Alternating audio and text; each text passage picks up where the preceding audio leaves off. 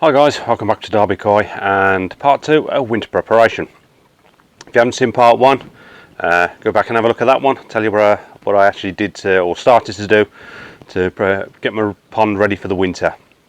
In this video, what I want to do, which is part 2, I've got a few more jobs I need to do. I want to get the pond vac out. I want to vacuum my skimmer, give that a clear out.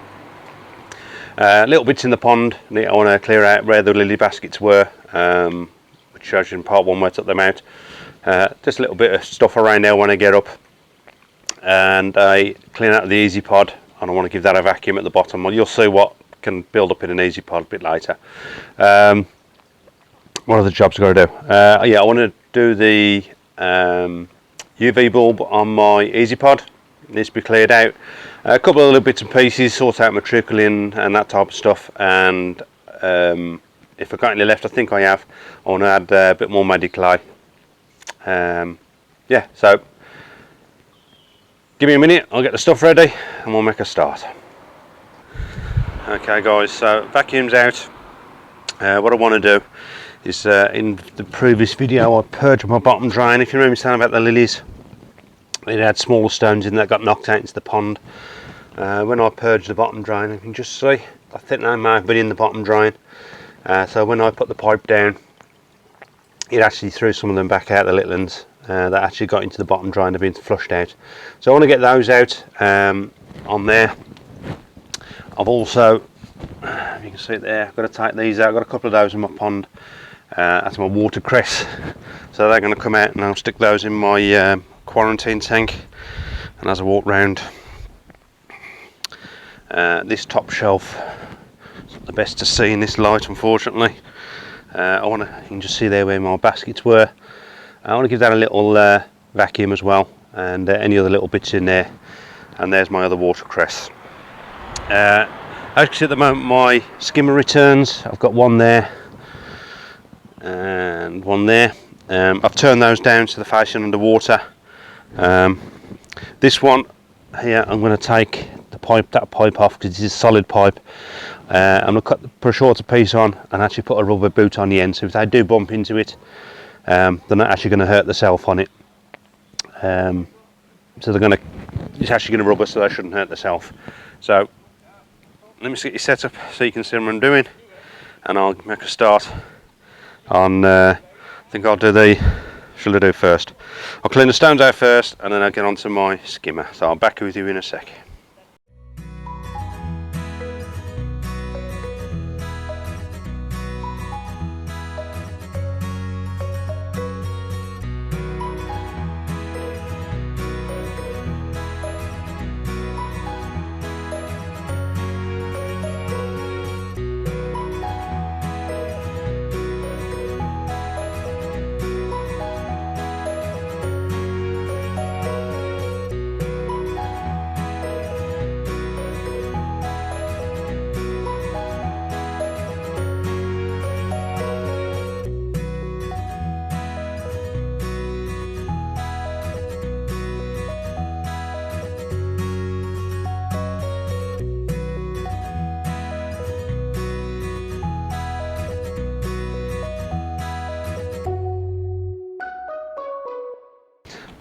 Okay guys, so skimmer's off,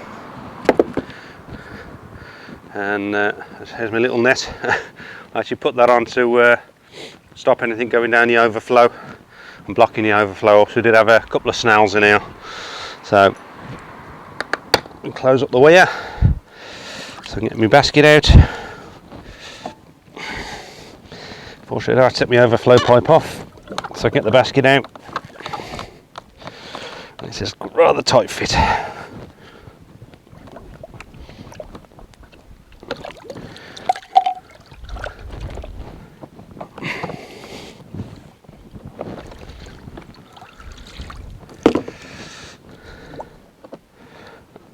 There you go. There's a little bit of sediment in the bottom, so I want to vacuum that out so it's not stuck in there over the winter. Let's get it going.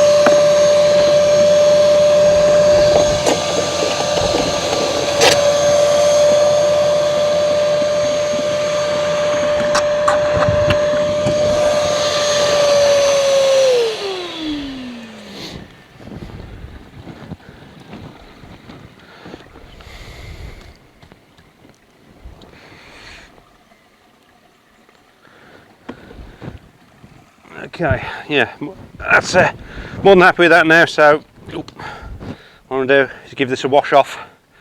Built up a bit of rubbish on it, so I'll give that a clean off.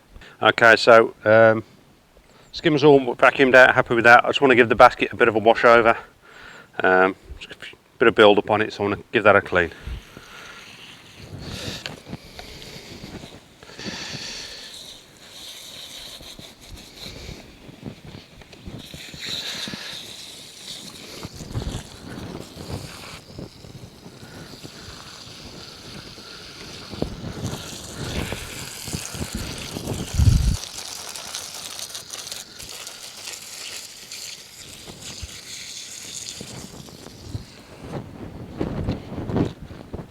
Okay, done. Let's get it back in. Okay, skimmer's done, all cleared out, back together. I'm now going to vacuum these stones out and give this little end piece a little vacuum as well. So let's get it going.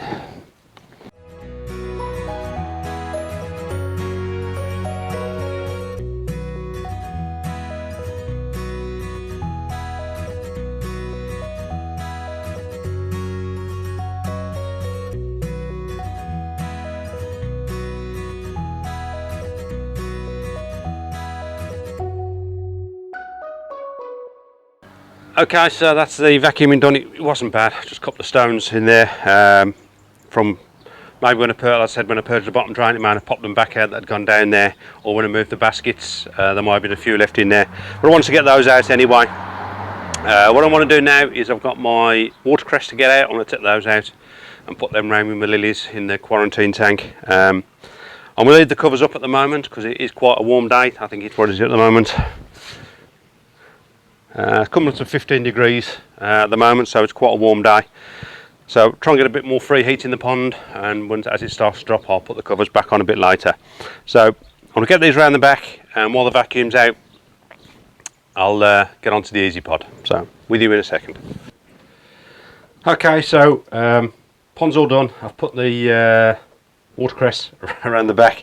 What I'm going to do now is the Easy Pod. I've boiled it up already and flushed it out.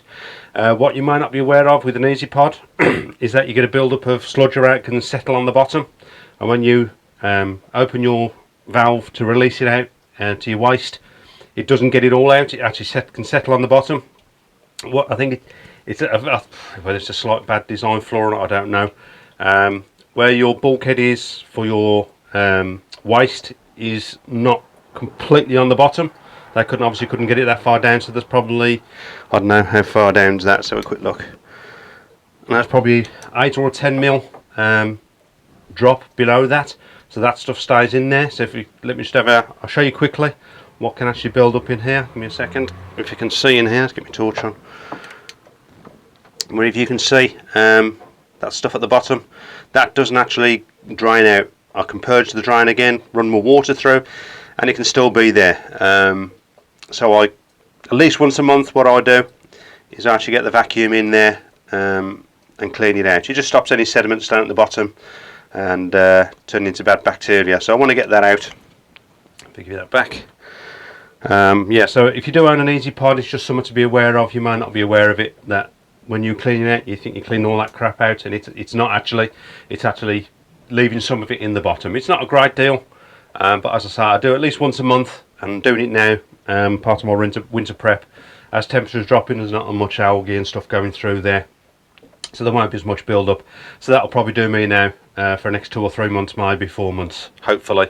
I will keep my eye on it every time I clean it out. If it is start to build up, I will clean it again. So let me get the vacuum and I'll get this out.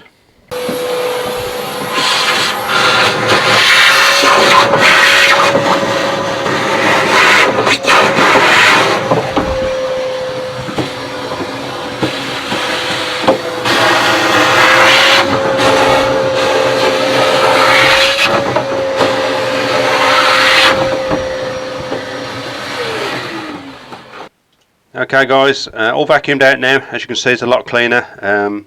It's the best picture you can get of that bulkhead, but the outlet itself, the base of the bulkhead is probably at least 10 mil higher than the actual base itself. So that's why you're getting a bit of a build up. It doesn't actually get sucked out the outlet. But yeah, a quick look over if you can. As you can see, it's a lot clearer. As I keep that, like I say, in the summer I'd probably do it about once a month, but hopefully now this will just see me through the winter. But it will keep me on it, and if it needs it, we'll do it again. It's not disturbing the pond in any way this way. Just that in the winter it's bloody cold. So yeah, job's a good one. Okay, like I said, all cleaned out now. Job's a good one. One thing I will say, in the winter, my cleaning regime of filters differs from the summer. Obviously in the winter there's not as much build up of algae and things like that. Business found something to run at. Yes, there's not as much build up of algae and stuff, so there's not as much going through your filtration. In the summer I'll probably clean the Easy Pod every 2 or 3 days, something like that. In the winter it's probably once a week. I'll give it a quick flush, boil up and flush out. And my other filter system with the floss and stuff in the summer, I clean the floss out once, twice a day. This time of year, probably every other day I'll check on it, clean it when needed. At least 2 or 3 days, that's had a good clear out. So yeah, everybody's got different for their filters in the winter, what they do. I do that. Also, one other thing I do, me personally, I actually lower the flow, the water flow, as again, because there's not as much algae build up and nasties in the water, things die off in the winter. I don't think you need as much filtration, so I do reduce the flow of the filters in the winter. Yeah, I do keep them running 24/7. They run all year round, but I just reduce the flow. As I said, there's not as much going through it as it is. So my next job, I want to change the UV bulb in my Easy Pod. That needs to be changed. It hasn't been done in a while. I have got my 55 Evo 55 up. Me personally, again in the winter, I do have UV running. I only put the Evo in this year, so all of last year, the end of last year and beginning of this year, it was run on the Easy Pod UV, and through the winter it was more than enough for what it needed to kill off any nasties. As the summer built up with the sunlight and things like that, I don't think it was quite powerful enough. That's why I went for the Evo 55, which is more than enough now. I'm more than happy with that. So what I do personally, or will do this year, not at the moment, temperature's still quite warm, but when they get down to below 10, around 8 or 9, somewhere around there, I will turn off the Evo 55 and turn on the transfer it all to the Easy Pod UV, which is, I think, it's an 18 watt. And as I said, last year I run it on that and it was more than enough for the winter. Kept the water crystal clear. The parameters were fantastic, so I still do my water checks and testings throughout the winter, just in case. Obviously there's rain and snow and all sorts that get onto you. I've got covers. If you haven't got covers, it's still going in your pond.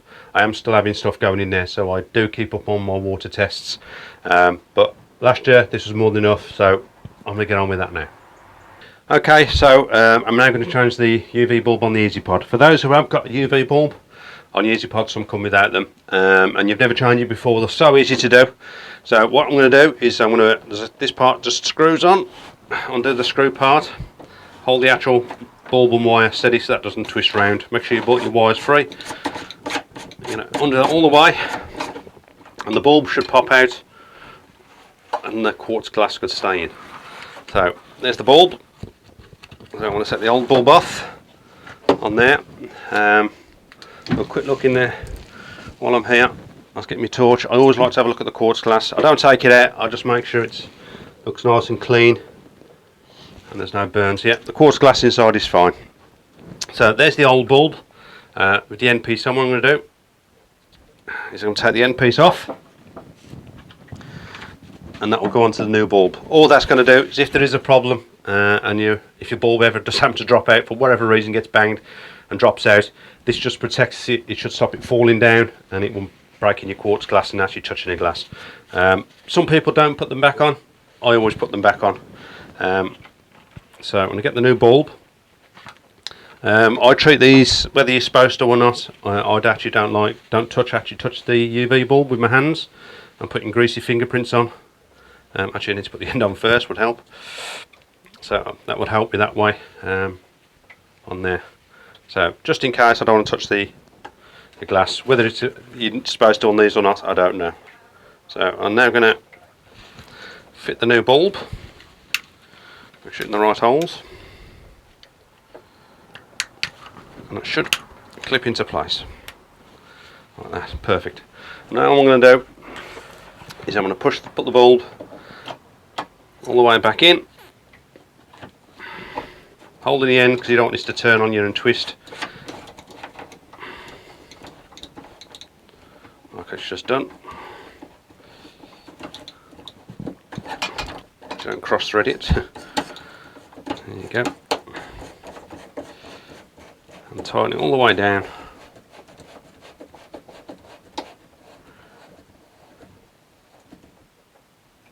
Don't over tighten it, it is plastic. There you go, nice and tight.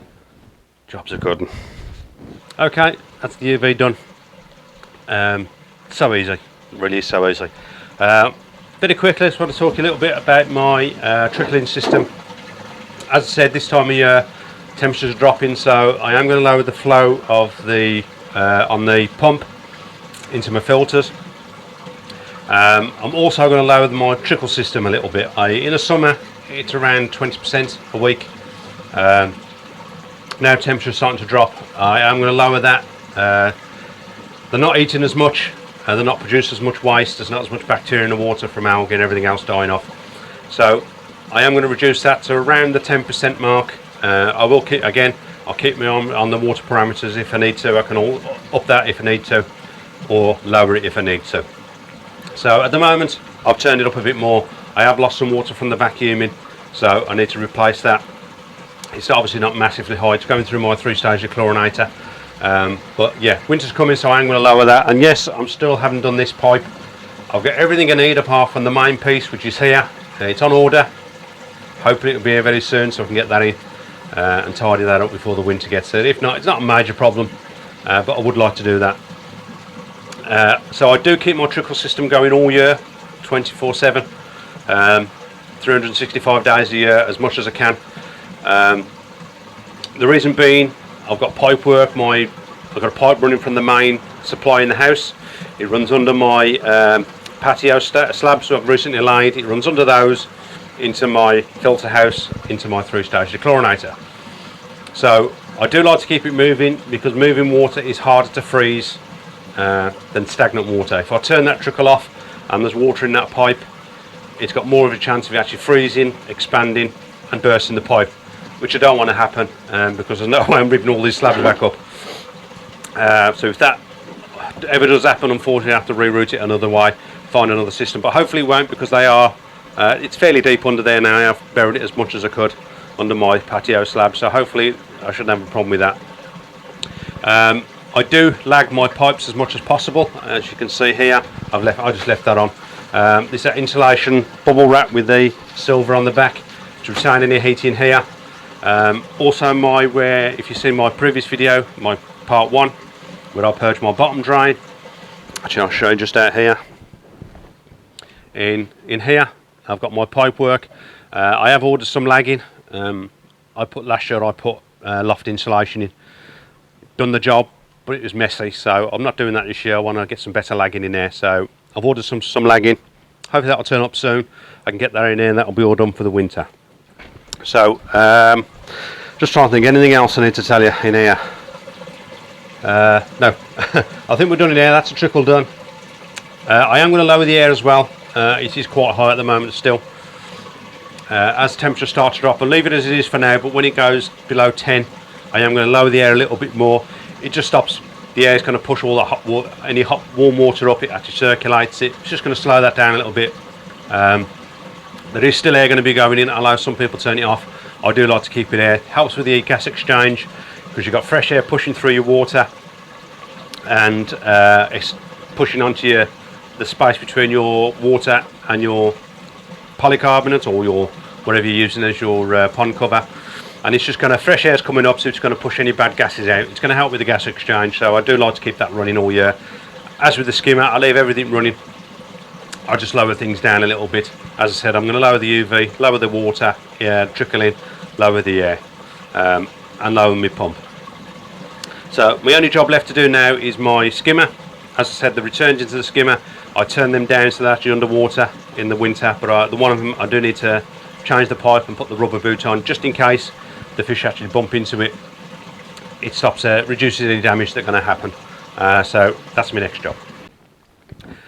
Okay, so this is one of the skimmer returns. My other one is just down there. That one's fine, it's just an elbow in that one.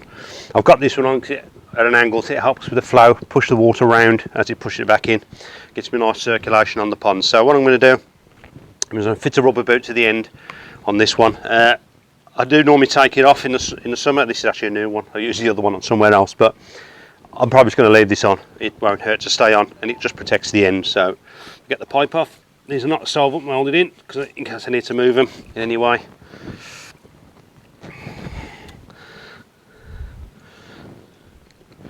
And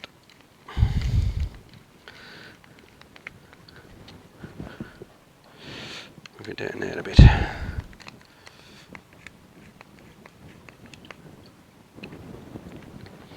Easy as that. And I stick that back on. There you go. Obviously the water level's a bit low at the moment. When the water, as you can see, I'm probably lost 2 inches of water. So when that comes up, that's going to be just under the water. So if they do go into it, it's actually nice and soft rather than the hard plastic. Another job done. Okay, so that's part 2 of my winter preparation. I think I've got everything I need to do. Well, it's everything I did last year. If you think of any more, it'll be obviously I'll record it. Don't forget about part 1 of this. Tells you about the bottom drain and various other things I did. So yeah, all ready to go. Just got a bit of a tidy up to do. And as you know, I'm actually doing just for myself a thing about my benefits of the pond covers, i.e. temperatures and things like that. Just a quick update if you're interested. Most evenings the air temperature staying around 8, I'd say. Last night when I come out this morning, the outside temperature I dropped to 6, and this morning the pond temperature itself was 12.6, so 6 degrees difference, or just over 6 degrees in temperature. Overnight the pond temperature probably lost 0.2, 0.3, if that, of a degree in temperature. In the day, most temperatures are at the moment are staying around 11 and 12. Apart from today, it's actually around 14 and 15. It's quite a warm day, so that's why I got the covers up. But most days at the moment around these parts, it's 11 or 12, and the pond is staying around 12.5 to 13. Sometimes I think we had 13.3 one day in the last week. So more than happy with the pond covers and the way things are going. It's just a quick update on that. As I said, don't forget the previous video if you're interested about other pond maintenance I did. Yeah, so please like, share and subscribe. If you haven't subscribed, hit that subscribe button and ring that bell for your notifications. Stay safe, and I'll see you on the next one.